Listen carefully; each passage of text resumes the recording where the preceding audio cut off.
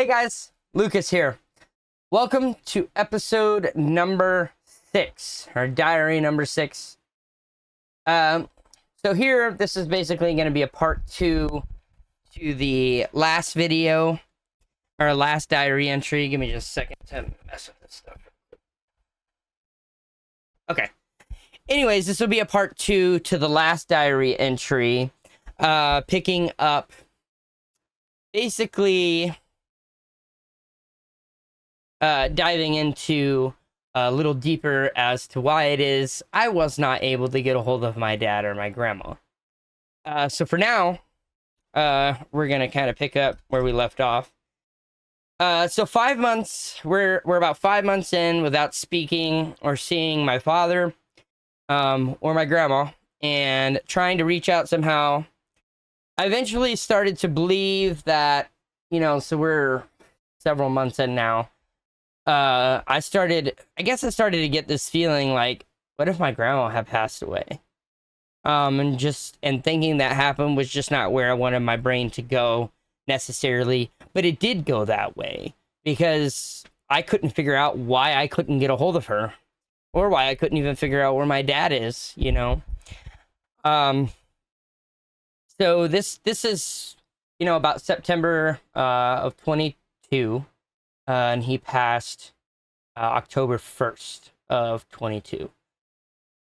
So when my brain starts to think this way, I did my best to try to shove it down and shove it away, trying to forget about it because I didn't want to think the worst and then find out that the worst happened. Actually, as a matter of fact, this worked, I guess, for about a month. I did, in fact, though, I ended up around early September sometime. I'm looking at my phone for notes so that about what I want to say or how it wants to be said, that way I don't repeat from part 1. And so this is early September, maybe mid-September, where I decided to just go ahead and Google my grandma's name, and I didn't find anything, thankfully. But here we are. I'm still trying to search, trying to figure out where they're at, if they've moved, if their address has changed. So about October 17th, I was talking with my friend Jenny, expressing that I was stressing out. And I asked her if she would do a background check on my grandma to see if it gave maybe a phone number, maybe if that had changed an address. But nothing different had shown up from when I had done it. So I was more or less waiting to see more so if she had found a death certificate on either one of them, just in case, an obituary wasn't shared. So keep in mind, I've already, at this point, I've been up 24 plus hours, just trying to dig as far into the internet and as far as this is possible to try to figure out where they were at, because here now I'm starting to freak out. I'm worried that they're in trouble or, just anything. The worst kept coming to mind. So when Jenny had said she didn't find anything different from what I had found, basically, I decided to go ahead. This is October 17th. I will never forget this day.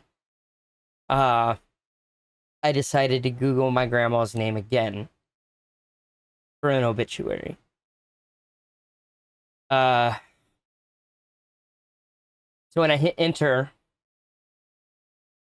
the first thing that popped up was my dad's name. It said Anthony Ortega's obituary. So of course, the minute I read that, I was hesitant to click on it because I knew that what I was about to read was going to completely destroy me.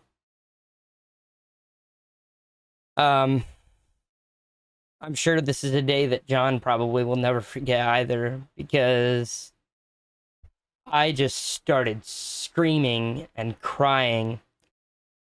I ran towards the living room where John was sitting, and I was just screaming. I was crying. By the time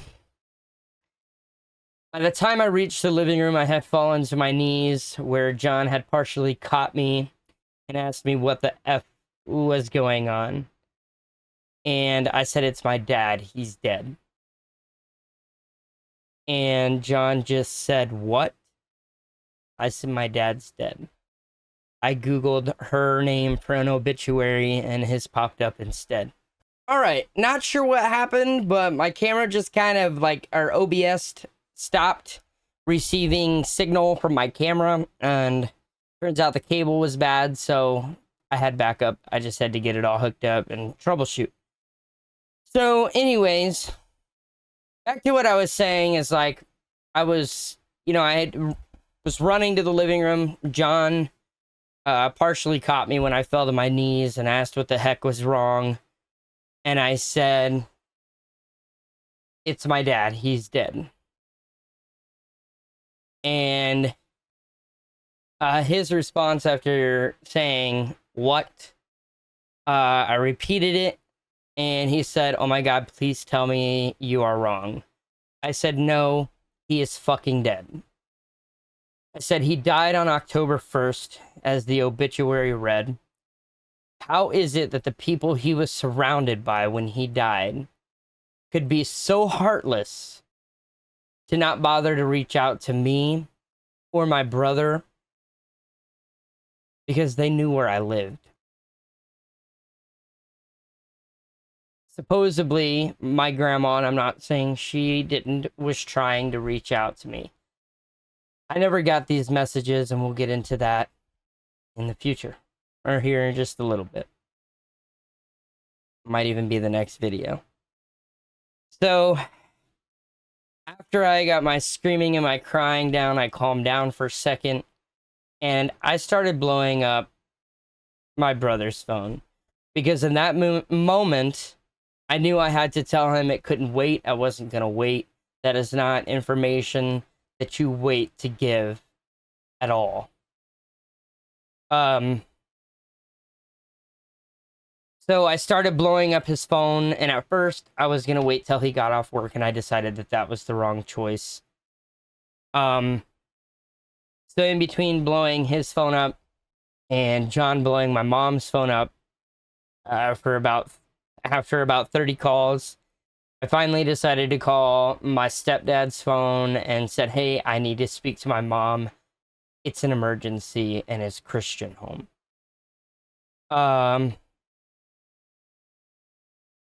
He went and woke her up, and of course I just broke.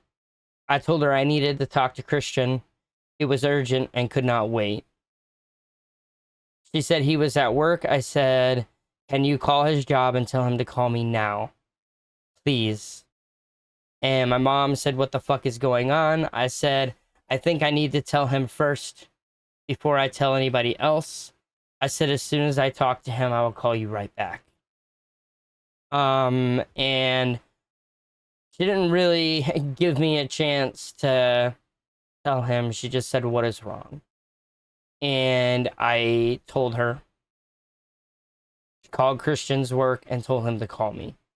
Actually, I think I ended up calling and telling them that I needed him to call me immediately. It was urgent. About 5 minutes later, my phone starts ringing, and of course it's FaceTime. Of course he's calling me on FaceTime. I was hoping he wouldn't do, because he would then know something was wrong, and maybe he would know exactly what was wrong. But the reason behind the call was to call and tell him that anyway, so I guess either or. I said, "Dad's dead." I found his obituary when I searched it today, looking for grandma's. And when I explained how I found out, I could see the blood drain from his face almost immediately. And all I wanted to do was get into my car and go straight to where he was so that we could go through this together, man. My brother is my best friend, and he probably always will be. Probably. No, he will always be. We're always there for each other, and honestly, at that time, financially, I didn't have the funds for at least another week, and they were coming down a few weeks later, anyways. So I then sent the obituary to my friend Brandon and to a few other friends of mine, and made phone calls to people who I then found out also didn't know that their brother or their cousin or their uncle had passed away. And I reached out to my uncle, or actually, no, I reached out to my cousin Trent to let him know that his Uncle T had died, and if he could please get a message to his dad, because his dad was my dad's younger brother. I was kind of upset that nobody knew. I'm aware that, like, the people you get into fights or you have a falling out and you just don't think they deserve to know anything, but something that serious, I believe people that loved him, even if they weren't talking, still loved him, deserve to know. And I shared a post on Facebook expressing that I was pissed and angry and hurt that not a single soul tried to reach out to me. I will always love and miss my dad, but that shattered me into a lot of pieces that I'm still picking up, and I still probably will pick up, probably for the rest of my life. There's that hole there that nobody will ever be able to fill. See, I was pissed and I was sad all at once. And so, in that moment, the anger was taking over all of the sadness because of how I found this all out and how nobody reached out to anybody to try to get a message to me or my brother. Man, if you know where I live or you don't know where I live, I'm sure if you call the non-emergency phone number for the police or something, somehow a message could have got to me. It should have been figured out, but I've moved on from that now. I'm just talking about it because this past Tuesday, the 1st, was the 2nd anniversary of my dad's death. And I remember immediately at the time, John and I had no one, no friends, no family. We didn't have anybody. It was just me and him and my brother. You know, just me, him, and I had my brother and my mom, of course, but not physically here. And I remember messaging my friend Brandon and asked if he thought it would be odd if John and I attended the show tonight. And he said no. He wouldn't find that odd. So we ended up, I tried to take a nap, I tried to get some sleep. I could not sleep at all. I knew that was probably going to be that, but like I said, John and I had no one else to fall on, and at the time, and still to this day, like, the Baldknobbers are some of the greatest people that I know and some of the greatest friends that I think John and I have in our life, or actually my grandma too, because anyways, we'll get into that later. But we ended up going to the show that night. We went to the concessions to get a drink, and Angeline, my friend Angeline, could see that something was wrong and that I had been crying, and she asked if I was okay. So I just said no and just, let her know that my dad had passed away. And then we went into the theater and we just kind of sat down. I sat down, put my hood over my head, because there's two things that music can do. One, it can heal you. Two, it can break you or make you feel, right? Or it can do both at the same time. So anyways, halftime reaches around and I run to the bathroom, and then I went outside to smoke a cigarette. Actually, I think I ended up smoking 3 in a matter of 15 minutes. But then I went inside and I just kind of sat on the bench, waiting to go back in, because there were people there that we knew, and that we kind of know from them being regulars. And Honestly, I just didn't want to get too deep into it with anybody. Um, and Dan had come over to me, which is Angeline's husband, and offered up a hug, his condolences, and prayers. But as I said, like I kept my hood over my head most of the time because every song that came on seemed to hit a little bit different that night. Suddenly every song had a stronger meaning than it did the last time we went to that show. I spent the whole time crying, and I'll never forget that when Brandon and Megan used to sing "Lean on Me." I can't think of is it Bill Withers originally perfected that song or wrote that song, but throughout that song, Brandon ended up pointing straight at me, and I could just feel that I could feel the love and the condolences that were being, kind of sent that way. But I was hoping that the hood would stop people from being able to see that I had been crying the whole time, but it's not normal for Lucas to go to a Bald Knobber show and cover his head with his hood either. So, after I smoked, I went back to my chair. After I spoke with Dan for a second, I ended up going back to my chair and just sitting down. I did stand during, normally I stand during they do their military tribute, and normally I stand for the Air Force. A lot of the shows around here that know me personally know that I wasn't in, but I do stand because my grandpa was in, and he passed away almost 18 years ago now. So everybody knows that I stand in honor of him. And then they kind of go into the Star Spangled Banner, but during the Air Force part of that medley, I didn't even stand up. I just remained sitting. I stood for the end because but it was hard.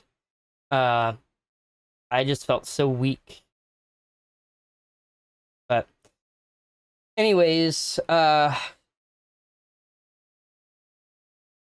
reason that we had gone was because we just wanted to be around at the time the only friends that we had, and Brandon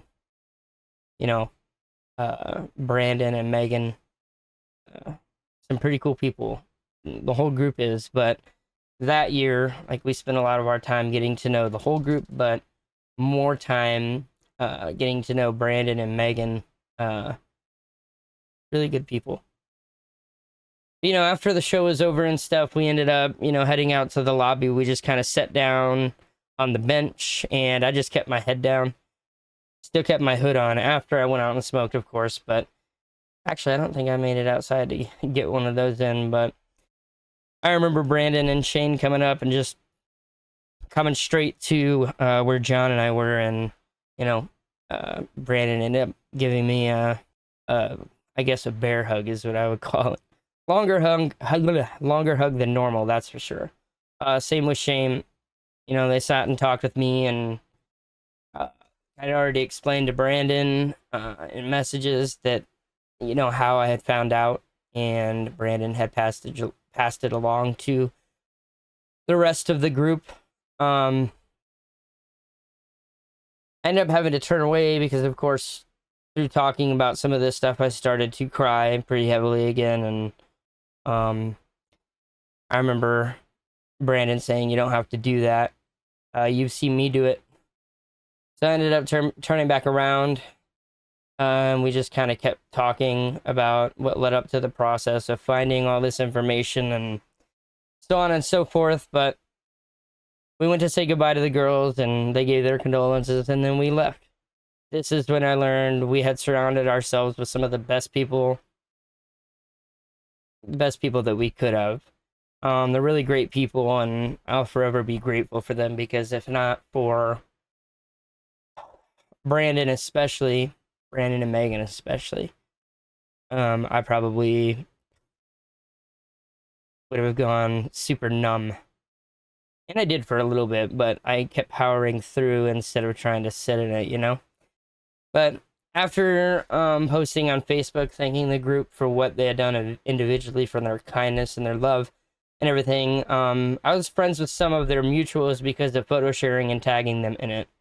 So I just want to talk about, like, there are still good people out there in this world.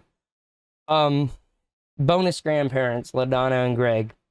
I don't think I had met them yet. Didn't really know them, but I know that there was a lot of people that used to follow me when I would share my photos that I had taken of the bald knobbers, because, well, they're who I've been practicing on for the last 3 years.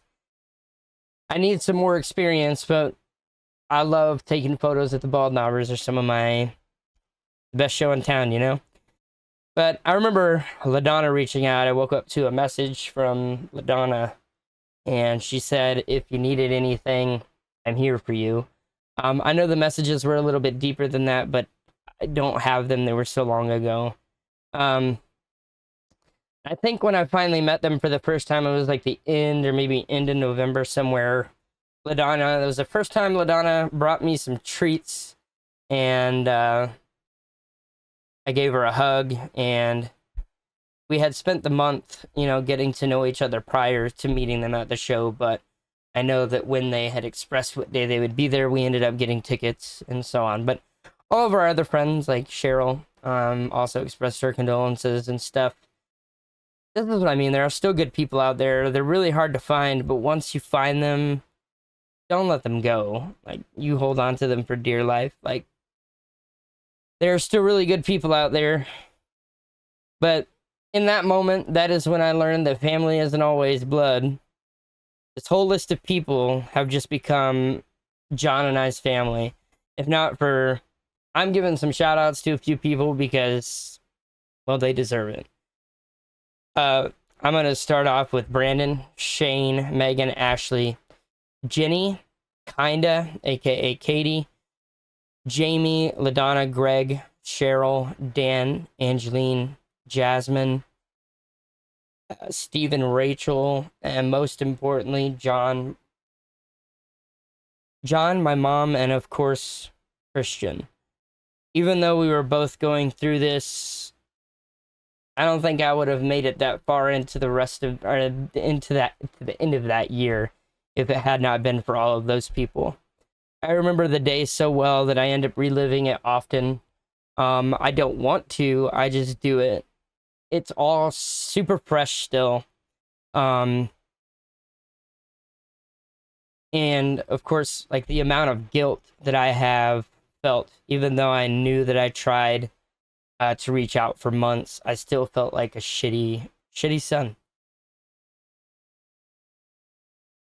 Like I said, I'm looking down at my notes, and I know that, like, I'm probably looking down a lot, but I just want to make sure that I get things right. And with the way that I'm feeling, trying to talk about this, which I'm sure you can hear the whatever it is in my throat there, making it a little hard, but I will state that losing a parent is the worst pain that you will ever feel in your life. So let me tell you this again. If you have a relationship with a parent that is repairable, or anybody really, but in this moment, I mean just a parent, find a way to make that reconnection, I guess, or whatever, happen. Because the pain of losing my grandpa was difficult, like, and it's been almost 18 years, and I still struggle, with the loss of him. But this,